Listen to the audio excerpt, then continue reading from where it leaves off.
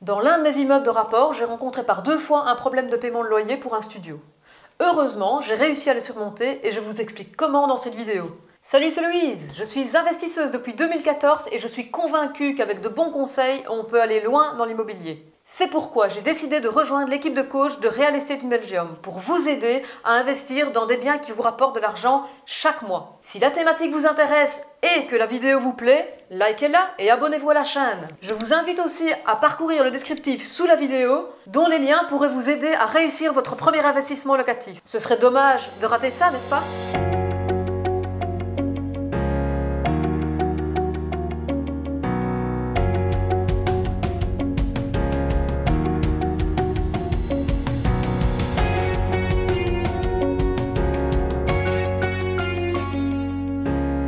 En tant qu'investisseur, on peut évidemment avoir peur des loyers impayés. Il faut savoir que je sensibilise toujours en amont et dès la signature du bail que j'ai un crédit à rembourser sur le bien dans lequel vit le locataire et que s'il ne paye pas son loyer dans les temps, cela me met aussi dans l'embarras et que je dois puiser dans mes réserves personnelles pour honorer la banque. Après, je peux tout à fait comprendre que parfois on peut avoir une erreur dans son parcours et avoir des problèmes d'ordre financier.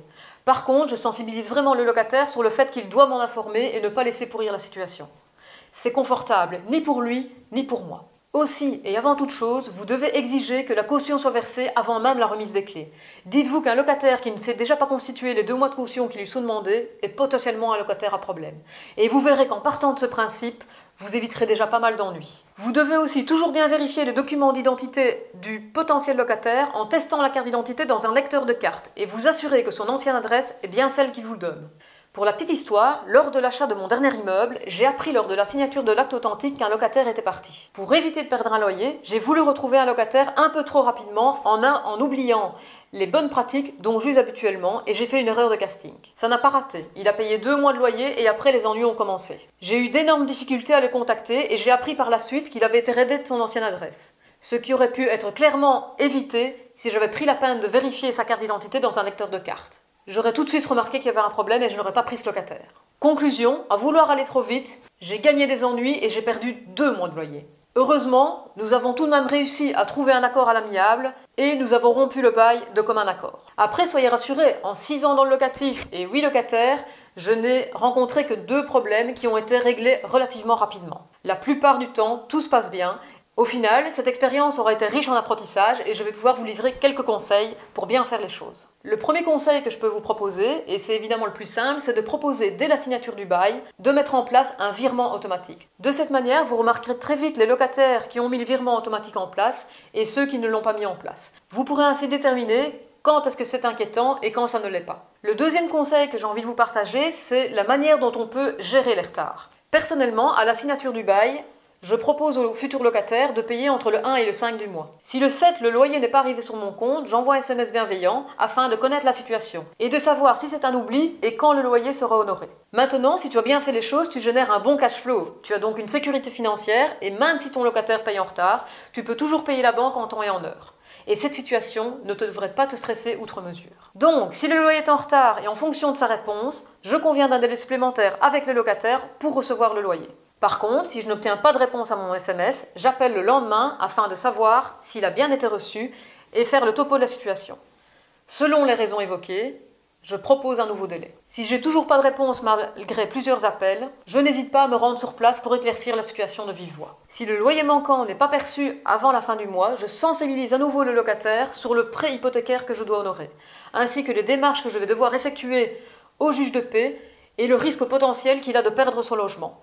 Les problèmes financiers pourraient alors s'enchaîner et ce n'est agréable à gérer pour personne, ni pour lui, ni pour moi. Mon troisième conseil sera de proposer un plan d'appurement mensuel. Si le délai ou l'accord n'est pas respecté et que le locataire n'a pas payé le mois qui vient de se dérouler, je propose d'étaler le paiement sur plusieurs mois et de faire au moins un effort plus conséquent le mois suivant. Après, vous avez 2 solutions. Vous pouvez régler ça à l'amiable ou passer par une procédure de justice de paix en conciliation qui est gratuite, histoire d'acter cet accord. Mais ça va dépendre clairement de l'honnêteté de locataire. Et s'il ne respecte pas ses engagements et que vous voyez qu'il vous mène en bateau, déposez une requête en justice de paix sans attendre. Le 4e conseil que j'ai envie de vous partager, c'est d'essayer de garder le contact à tout prix et de rester calme en toutes circonstances. Après, je sais à quel point cette donnée peut parfois paraître difficile. On va pas se mentir, certains locataires essayent de vous la faire à l'envers. Le locataire dont je vous ai parlé en début de vidéo a vraiment testé les limites de ma patience. Mais si vous le rompez le contact, vous vous coupez de toute possibilité d'arrangement à l'amiable. Donc, gardez le dialogue, soyez orienté solution, restez compréhensif mais ferme. Montrez-vous toujours présent et ne lâchez jamais l'affaire. Si vraiment vous voyez qu'il n'y a pas de solution avec le locataire, n'attendez pas pour lancer une procédure en justice de paix, car ça peut parfois être très long. Si au bout de 1 mois et 1 jour, la situation n'est toujours pas réglée ou en phase de l'être, rédigez une lettre pour le juge de paix. Vous pouvez obtenir un modèle auprès du greffier du juge. Exposez les faits succinctement avec les coordonnées des 2 parties et déposez-le directement au greffe. Il n'est pas autorisé de déposer des pièces justificatives dans ce document. Vous devrez tout exposer au juge quand vous passerez au tribunal.